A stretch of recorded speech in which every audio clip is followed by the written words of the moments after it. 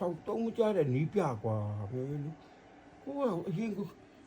ကွာဥဆောင်ကိုရပြီးမှသွားပြီးမှ55မိနစ်တည်းကနေခံစစ်လာဆော့တယ်တဲ့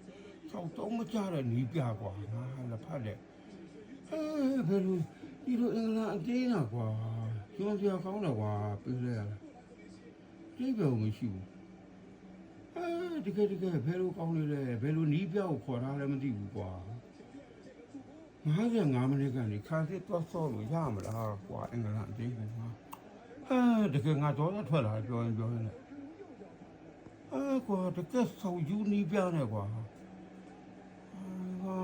တုတ်ပြက်နေတာပဲသွားပြီးလစ်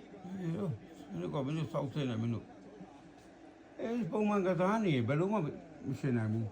အဲ့တော့သွားပြီးမှဝမ်းစည်းမှသွားပြီးမှခံစစ်တော့ဆော့ရတယ်အခုကောင်းတယ်2-1နဲ့အခုကောင်းတယ်2-1ဖြစ်သွားပြီပြီးသွားပြီလစ်တော့အောင်ဖျားလိုက်တော့ဆောက်တုံးမကြတဲ့ကောင်လေ